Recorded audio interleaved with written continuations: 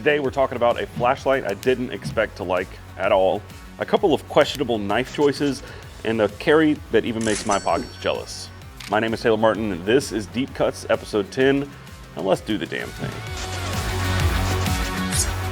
All right, first up, I have a new segment that I would like to introduce to you guys today. It's probably going to become weekly, and we're going to call it Show and Tell. And the basis of this segment is I want to show you things that I think are new, cool, underrated, overlooked, even old that we forgot about. Just whatever I feel is unique or important that needs to be talked about on this show every week. So again, it could be something very old that we've forgotten about and is really worth the money still, something brand new, something upcoming, anything goes. It's just one piece of gear that I think deserves a highlight. So first up, we're talking about the flashlight I didn't expect to like. And I want to preface this by showing you these flashlights. All right, so first up we have this Workos HD01 Pro, and I think this is what's wrong with flashlights. I'm sure this is a great light in and of itself.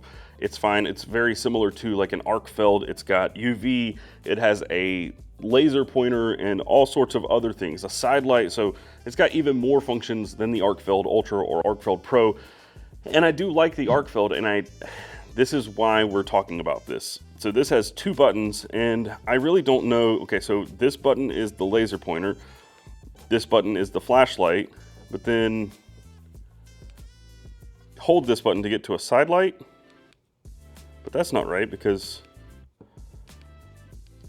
it has one of the most complicated UIs, and you can turn on like multiple things at the same time, and I genuinely don't even know how to turn this thing off now. And now the laser pointer's on. Okay, that's exactly what I'm talking about. Lots and lots of functionality. Most things I'm never going to use, packed into something that, like, I think if you just made one or two functions really, really good, it's a better light. I mean, the light that I carry in my pocket most days, or very frequently, is the Okluma DC0, and it has 3 modes, and that's it. It's just a flashlight. And somewhere along the way, we decided that more modes and more functions and more crazy things is better. And I remember talking about the Wubin X3 or whatever that flashlight was. I mean, I can't even remember the name now. And I liked it because it had red light, it had white light, and it would be either a inline light or a right angle light. This thing is very similar, and I was like, ooh, maybe I'll like this. It's also from Wubin. But no, this thing is very complex. I don't even understand how it works. This functions as a lock, but also covers up the charging port. So if the light is unlocked, the charging port is open or something. I don't know, it's really strange. And you have this rotating piece over here, and you have a scroll switch here. So the power button is here, which I'm not even sure how to turn. Oh, it's locked, that's right. So you click this and you can make it dimmer or brighter. But then you can switch to red light, or see, here's the thing, like now this scroll wheel doesn't make the red light brighter or dimmer. It changes the color, which I don't want. I want to be able to have a red light, and that red light, this scroll wheel, I want it to make it dimmer or brighter. I don't want green or purple or pink. I don't need that. I just want this function right here, this scroll wheel, to just change the brightness of the light. So these two lights, I tried to give them a chance, and the UI was just too much. I got over them very quickly. And this one also, this is Ace Beam Terminator M2. It's just got way too much going on and not easy to figure out. So when I got this flashlight in the mail from Loop Gear, this is the SK05 Pro, I immediately dismissed it. I was like, it's just too much. I don't need this light in my life. But then maybe about 2 weeks ago, I started playing with it, and I'm like, oh no, this thing is actually really, really good. Now, it's a little bit overbuilt. It's more than anybody really needs in a daily flashlight, but this is a ton of function put into a light in a way that's just intuitive, I guess. And it all comes back to this same switch that we see on the arc feld. So this is locked out, and in lockout mode, if you hold this, you have a red side light. Beautiful, perfect. Like, But if you unlock, one click, so this is going to show you how much battery is left, but one click and the light comes on. Hold and the light cycles modes, double click and you get to turbo. Like, perfect, exactly how I need it to work. Roll it over to this next mode, so you have floodlight, spotlight. Yeah, here's your spotlight, and same thing, right? You just hold to change, double click will get you to turbo. There is a way to turn both of them on at the same time, and that might be from off. Yeah, so if you're off, you have a momentary hold both and you get spotlight and the flood at the same time. So both of those are firing. And then if you go all the way here and click, you get a side light. And you can hold to change the brightness or double click to switch the mode. I don't need any of these other modes really, but this first one that I showed you right here is perfect. It's like a little reading light or a little camp light, and it has a ridiculously strong magnet.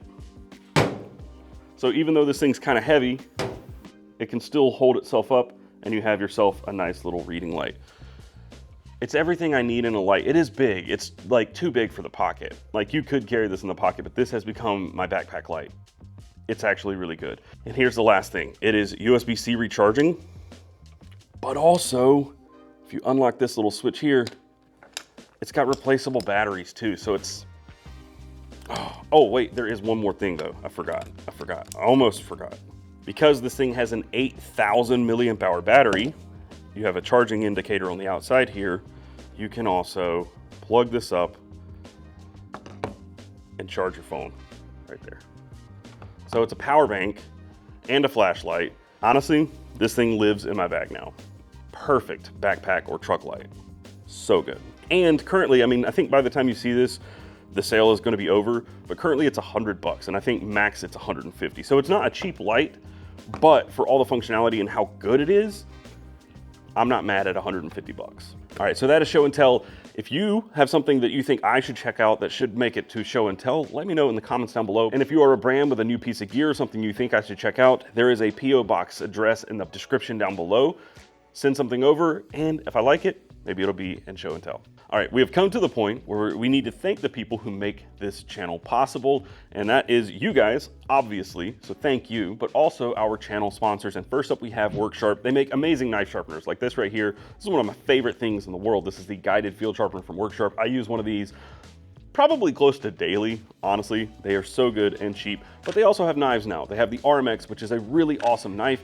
You should go check it out. They do drops every Monday at 10 a.m. PST, and you better be quick because they sell out every single week. Also, stay tuned because we are giving away an RMX because I failed in my Up the Ante last week.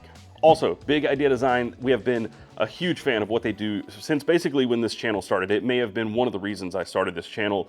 Big Eye, they are awesome people. They make titanium tools and pins and all sorts of materials now, and they also make watches like this one. This is their current Kickstarter project. This is the TI GMT. It's made by RZE. It is really, really nice. I like it a lot. I'm a huge fan of titanium watches. I'm a huge fan of titanium, but titanium watches in particular just speak to my heart. Anyway, there's a link for that Kickstarter in the description down below. I also have to thank Carry Commission, which is my store. This week, we have added one of my favorite knife brands to pop onto the scene in the last few years to the store. We are one of the exclusive. There are only 2 places to get these in the US, and we are one of them. This is the UG Tools Tiny. We have the Pango as well as the Flow in drop point in Magna Cut, and this is one of the toughest fixed blades you're gonna come across. If you don't believe me, go watch the DBK video where they beat the tar out of one of these knives and the machetes. They are extremely tough. They have 3D printed handles that are hollow. It's absolute wizardry, and they are so, so sweet. So we have these at Carry Commission right now, and we will be a dealer for them moving forward. We also have some tchotchkes from them, like this titanium spork that goes on your keys, and you can use it for hors d'oeuvres or whatever.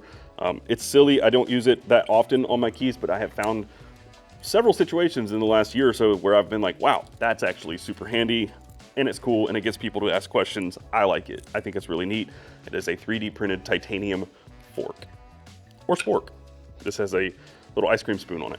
So go check that out at Carry Commission.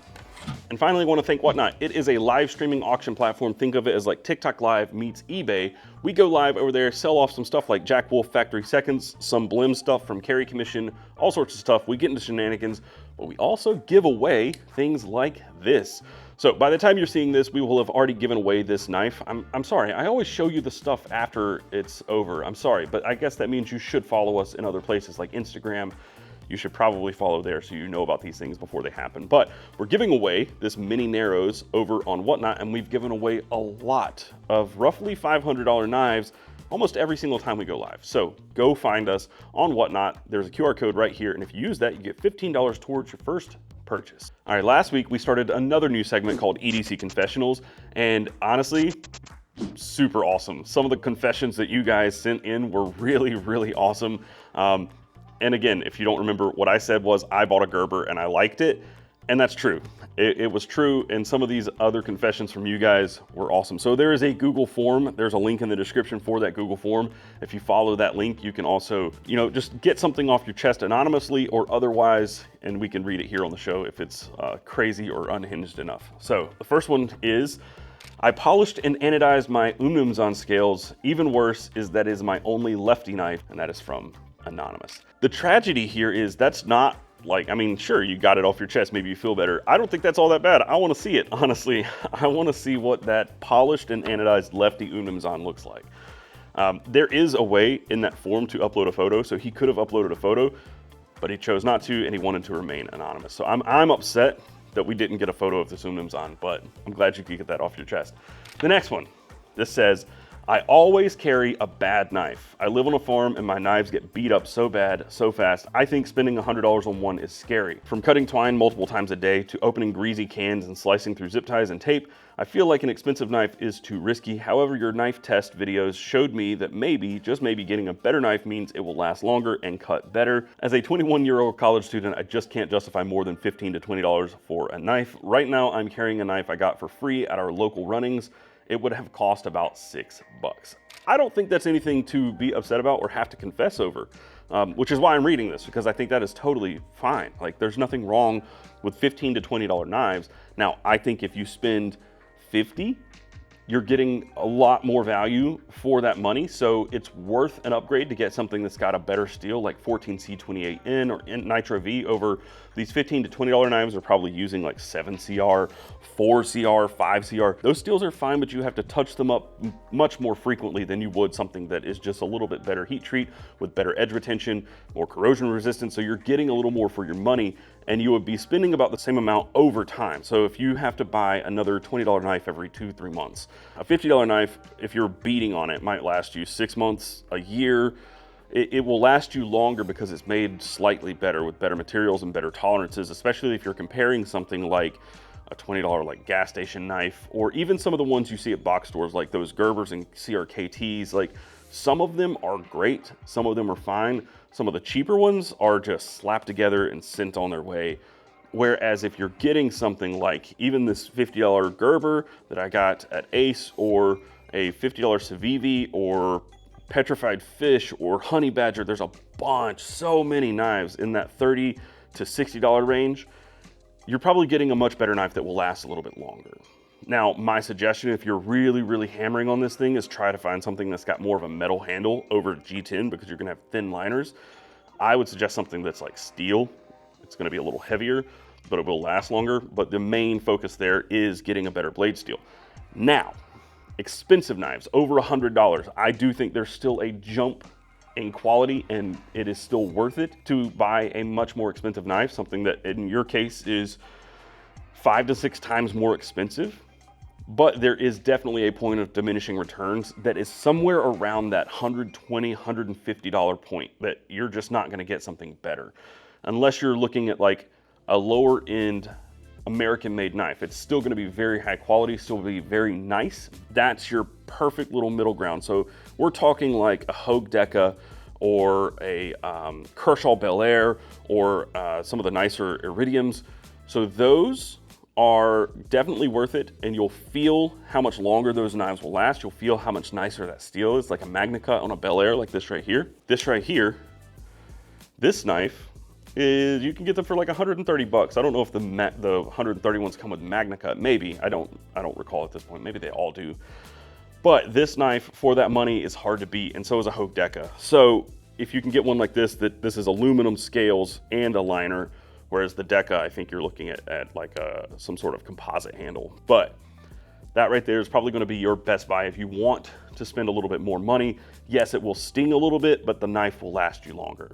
All that is to say is I don't think you're misguided here. I don't think you're wrong for feeling like spending more money on a knife is wrong if you're just going to thrash it. But yes, some of these knives that cost a little bit more are going to be worth it. On the lower end, like 50, 60 bucks, they're going to last a little bit longer, maybe a lot longer. And then if you're looking at like a true like titanium frame lock or something that is just a harder use folder, I think it's totally worth it, but there is a point of diminishing returns.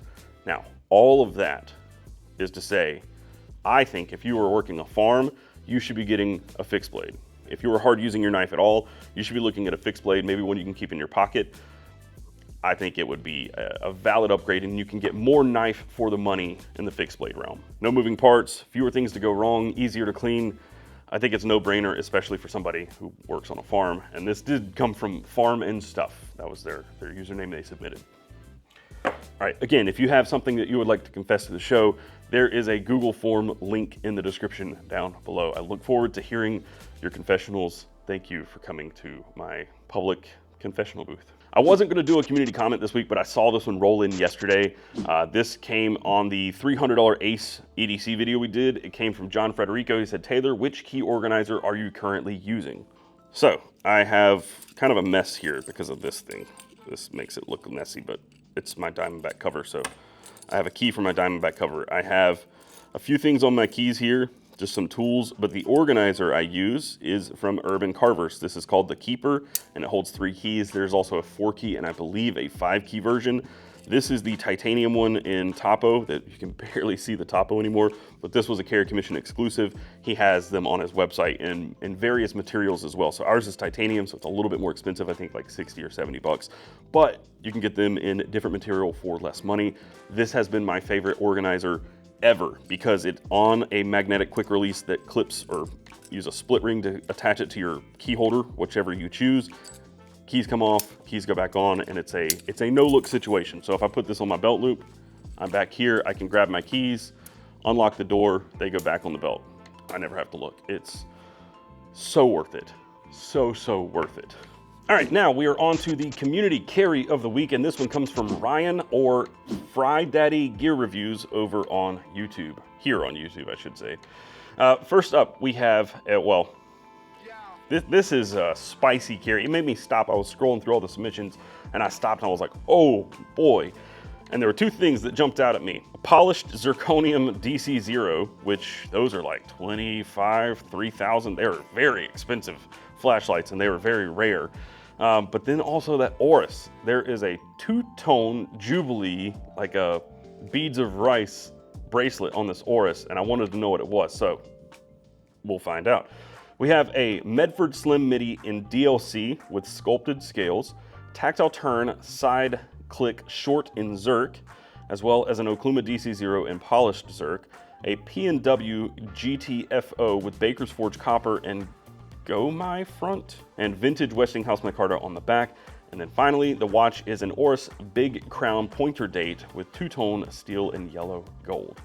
That's a bougie carry. It's not the bougiest we've seen here on the channel. The bougiest one we ever saw was like $40,000 or $50,000, which is crazy. But this one's probably coming close to 10 G's. I don't know what that P&W cost. I'm so far out of the game on Nux. P&W Tosco, for those of you who are not familiar. Anyway, Ryan says, this is my attempt at a bougie blackout carry, minus the watch, of course. The watch was handed down from my dad. The knife was one that I wanted to try for a while. The tactile turn in Zirc is cool because, well, Zirc, the DC0 was bought directly from Jeff, and it's the nicest flashlight I have ever owned. And the GTFO was made special for me by Brian and is a super cool item to fidget with. Wow, that's a pretty bougie carry. He actually submitted 2. So there's another one also, and I'll show you that here. Super bougie stuff. Some people have that taste. And I carry a lot of expensive things too, but it's not because of the bouge. I carry them because I have access to them, and I'm not gonna not carry them. See, here's a good example. We were talking about this yesterday, actually. So many people out there say, I hate that he never uses his stuff. He's so afraid to use his stuff. I bought this Shurogorov. This is a F95 RT that I bought several years ago. Look at the blade. Look at this. I bought it used, but it was pristine when I bought it. I've carried and used this. This has scratches on the blade. I don't care. So many people think that I care so much about keeping my gear nice and I don't use my gear. It's quantifiably not true, but the fact of the matter is, I have a lot of knives and they just get rotated very, very frequently. I'm ranting and off topic. Thank you, Ryan, for sharing your carry. All right, now what's in my pockets? Because you guys always ask, so what am I carrying in 60 seconds or less? First up, we have the Tactile Knife Co. Red Hawk.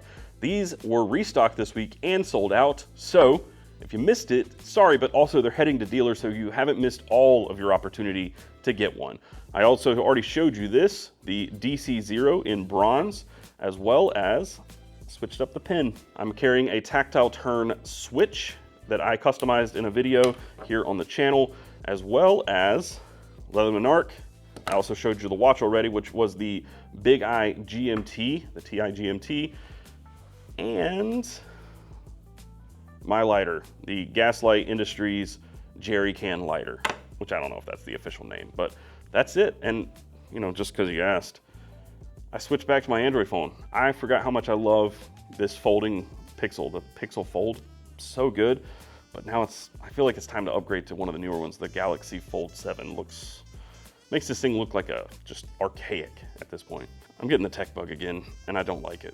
I mentioned that there were 2 giveaways, right? We had a giveaway in the last Deep Cuts / EDC Weekly and the RMX to give away. So the RMX is going to a random commenter. I selected a random commenter, and that one is Jeff Reynolds, 643. He said, did you run the timer? How fast could you actually do the blade swap? So in the video that we did with Sam, or Raven the Pirate, Eric and I were going head to head to pivot swap from manual pivot to auto pivot, and I was like 33 seconds. I think if I wasn't shaking and for whatever reason nervous, I could probably do that blade swap in right about a minute. It does not take that long. It's just when the clock's running and the camera's on, my hands just stop functioning and I start dropping stuff and the spring went flying. So in perfect conditions where I'm not racing the clock and looking at this, I could probably do it in a minute to minute and a half, easy. Congratulations on your RMX Compact. And then we also gave away a mini Bedlam, the one with the gray and black G10 with the sculpted handles, really cool version. For this one, you had to comment using the rules or the guidelines in the EDC Weekly. So you need to sign up for the EDC Weekly if you want to get in on these giveaways, because by the time the video goes live, you can't enter. You'll see what I mean in just a second. But this one, the mini Bedlam, goes to drod050. And he answered the question of what 3 pieces of gear would be his absolute 3 for life. He said 3 is tough, but here's what I would go with. Leatherman Arc, agree. The Rustic Heirloom CC Hitchhiker wallet and Cognac. Thanks, brother. So that is our Carry Commission exclusive version of the Hitchhiker. I do love that wallet. I always come back to it. But my reason for not including a wallet in my 3 for life is just because if it came down to it, I'd just use a rubber band, right? Like, I like a nice wallet, but I could live without one. And then 3, this is a good one, Garmin Fenix 8. So that is actually something I contemplated, was adding in a watch, and it might be this one.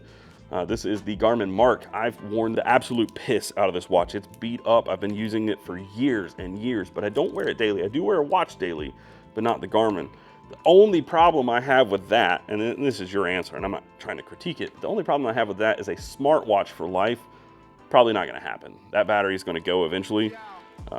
The solar one it's not even gonna run itself forever. It'll last longer, but not run forever. But I do love my Garmin. I feel like it's almost time to upgrade, but I don't know. It's a lot for a Garmin Mark. And I just like titanium. I'm a whore. I know, I get it. Anyway, congratulations, D-Rod. All right, and finally, we have another giveaway. So they can't always be like $400 knives. Like, sorry, we try, but they can't always be. So next up, we have the Elementum Button Lock 2. This is up for grabs if you would like to win it. The instructions are in the EDC Weekly that is in your inbox right now. If you don't have that in your inbox, you missed the boat. You'll have to get in on the next giveaway by signing up for the EDC Weekly now, so you don't miss those instructions. All right, that's it. Thank you guys for watching. I hope you enjoyed it. This has been Deep Cuts episode 10. I know I've said it a bunch. I'm a broken record. I genuinely enjoy making these videos, so I hope you guys enjoy them as well. That's it. There's also an audio-only podcast version of this if you want to listen to it on your commute. All right, that's it. See you later. Bye.